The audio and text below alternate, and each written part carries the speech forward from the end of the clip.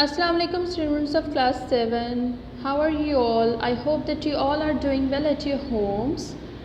Welcome to your lecture of English. This is our first lecture and I am your teacher Aisha Salim. I hope that you all are doing well at your homes. Stay safe, stay blessed everyone. Okay, so let's start our lecture students. Today we are going to do indefinite tenses. As you all are familiar with indefinite tenses because we have done indefinite tenses in our previous class also. So it is included in your 7th class syllabus also. So today we are starting our online classes, our online lectures with indefinite tenses. So here are 3 indefinite tenses: present indefinite tense, past indefinite tense and future indefinite tense. In this video I will explain all these tenses, these 3 tenses gradually. You all know that present is a thing that is happening now. Some action that is happening now is called a present. Past is the action which has happened before, okay, and the future is the action that will happen in future, that is not happened yet. Okay, so let's start with present indefinite tense. Okay, present indefinite tense is also called simple present tense.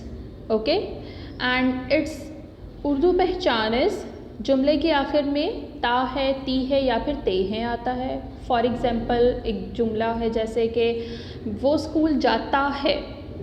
Okay, तो इसमें ता है आया last पर. आमना कपड़े धोती है तो इसमें ती है आ गया. बच्चे बाग में खेलते हैं तो जुमले के आखिर में ते हैं आया. Now what is the formula, what is the rule to change an to change a present indefinite tense of a Urdu sentence into English? You all have to put first of all a subject, then we will use first form of verb, then we will put s or es according to the pronoun, and then the object. I hope that you must know about the subject and object. Subject is the doer of the sentence, okay, someone who does the work, okay, and the object is the thing that is upon the that is on the action is doing. Okay, for example के वो गेंद से खेलता है, वो he plays with a ball. Okay, so जो इसमें ही है वो हमारा सब्जेक्ट है और वो किस चीज़ से खेल रहा है, बॉल से. So it's an object. Understood. Now अब मैं आपको बताऊंगी कि एस और ई एस हम कौन से प्रोनाउंस के साथ यूज़ करते हैं. So here is the explanation. He, she, it, name और जो भी सिंगुलर चीज़ होती है उसके साथ हम एस और ई एस ऐड करते हैं with form of verb. Understood. And I, we, you, they के साथ सिर्फ और सिर्फ हम फॉर्म ऑफ वर्ब यूज़ करते हैं. Understood. And then we will use a helping verb in it, do and does. Okay, और ये do does हम लोग नेगेटिव और इंट्रोगेटिव सेंटेंस में यूज़ करते हैं हेल्पिंग वर्ब. ठीक है, असर्टिव सेंटेंसेस में हमारा हेल्पिंग वर्ब यूज़ नहीं होता. Okay, so now here is an example. वो मेरी बात सुनती है. फर्स्ट ऑफ ऑल आप इसकी पहचान देखोगे कि आखिर में जुमले के आखिर में ती है आ रहा है, so it is present indefinite tense. Okay, so now we have to translate it in English. So वो मेरी बात सुनती है. she listens to me. I had told you कि she के साथ हम s और es को ऐड करेंगे, तो ये हमने फर्स्ट फॉर्म के साथ s को ऐड कर दिया. she listens to me.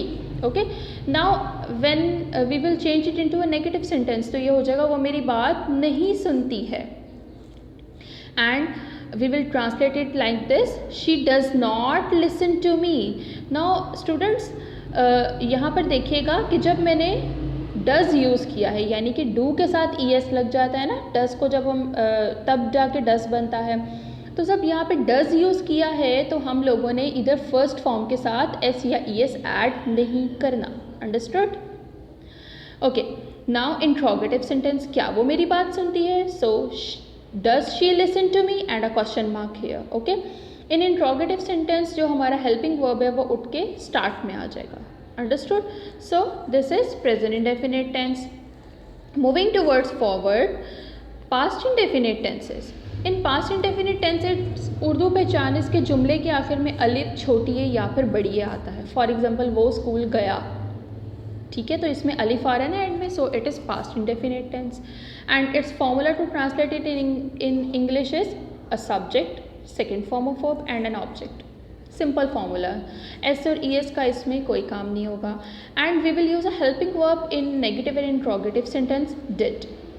Okay, and now I will tell you something that do is a first form of verb, did is a second form of verb and done is a second form of verb. Okay, अब मैं आपको ये अपने mind में रखिएगा, अभी मैं आपको इसकी डिटेल बताऊंगी। Understood? So now here is an example. आप लोगों को ईजी अंडरस्टैंडिंग देने के लिए मैंने जो हमारा प्रेजेंट इंडेफिनिट का सेंटेंस था उसी को पास्ट इंडेफिनिट में चेंज किया है। एंड द सेंटेंस इज, उसने मेरी बात सुनी, ठीक है। एंड नाउ इधर छोटी ये है, ठीक है, so it's a past indefinite tense and we have to translate it in English. So she listened to me. Now you can see I have used second form of verb here because it's a past indefinite tense. Okay, now negative sentence, उसने मेरी बात नहीं सुनी. Okay, and its translation is she did not listen to me. I had told you कि helping verb जो did है हम लोगों ने negative और interrogative में use करना है. But now here is a question. अभी मैंने आपको बोला कि past indefinite में हम second form of verb use करते हैं, but why I have used first form here? Yes, because did itself is a second form of verb. I had told you that do is a first form, did is a second form of verb and done is third form of verb. So when I had used did as a second form of verb here, so we will use first form of verb further. Okay जब हमने did use करना है negative और interrogative sentence में, तो हम लोग जो मेन वर्ब होगा हमारा उसको फर्स्ट फॉर्म पर ले जाएंगे, ठीक है। इसको याद रखिएगा, it's a very important point. She did not listen to me. Now in interrogative sentence, क्या उसने मेरी बात सुनी? So it will be like this, as I told you that helping verb हम स्टार्ट में ले आएंगे। Did she listen to me, अब यहाँ पर भी आप देखो जब मैंने डिड लगाया तो फर्स्ट फॉर्म लगा दी मेन वर्ब में। Okay, so it's past indefinite tense. Now moving towards forward to future indefinite tense. It's really very easy. Future indefinite tense की उर्दू पहचान होती है कि जुमले के आखिर में गा, गे और गी आता है and the formula to translate it in English is subject plus will shall as a helping verb plus first form of verb and then an object. In the previous two tenses I had told you कि जो हमारा helping verb है वो हम negative और interrogative में use करेंगे, but in future indefinite tenses the helping verb will and shall will also be used in assertive sentences. Okay, so now the question is will किसके साथ यूज़ होगा और शेल किसके साथ? आई एंड वी के साथ शेल एंड बाकी सब चीज़ें और सब प्रोनाउंस के साथ विल यूज़ होगा। स्टूडेंट्स यहाँ पर मैं आपको थोड़ी इन्फॉर्मेशन देना चाहूँगी कि इन न्यू टर्म्स ऑफ इंग्लिश जो न्यू टर्म्स हैं उसमें हम लोग विल, आई और वी के साथ भी यूज़ कर लेते हैं। So it will be not wrong if you will use you will use will with I and we. Okay, but आप शेल लिखोगे तो वो भी रॉन्ग नहीं होगा, विल लिखोगे तो वो भी रॉन्ग नहीं है। ओके, तो now here is an example, same example, वो मेरी बात सुनेगी, ठीक है, and we have to translate it in English according to the formula she will listen to me. Now you can see she के साथ मैंने विल लगाया, फर्स्ट फॉर्म ऑफ वर्ब लगाई and then an object. Okay, in negative sentence वो मेरी बात नहीं सुनेगी, she will not listen to me, and in interrogative sentence will she listen to me. As I told you before के helping verb को उठा के हम स्टार्ट में ले आएंगे। So students, I hope that you will understand these three tenses. So here is your homework now. You all have to do this homework in your copies. आप लोगों को स्कूल से कॉपी सेट आप लोगों ने रिसीव कर लिए होंगे। So now there are 2 copies of English. Okay, actually 3 copies of English. Number 1 is of English A, जिस पे हम लोग सब अंडरस्टैंड कम्युनिकेट का काम करेंगे, चैप्टर्स करेंगे, ठीक है। And number 2 is of English B, English grammar, जिसमें आप ये टेंसेज, अपने क्रिएटिव वर्क जो हम लोग करेंगे, तो ये सब हम काम करेंगे. Okay, and the third copy is your test copy. इंशाल्लाह whenever you will come to school हम लोग टेस्ट लेंगे जिस पर वो टेस्ट कॉपी होगी. सेम लाइक जैसे 6th क्लास में आपके कॉपीज़ का सारा सीक्वेंस था उसी तरीके से. ठीक है, तो इसमें कंफ्यूज नहीं होना. And you have to do this homework in your English B copies. Okay, आपको बेटर अंडरस्टैंडिंग के लिए मैं ये सेंटेंसेस रीड करूँगी आपके लिए. मरीज़ ने दवाई नहीं पी.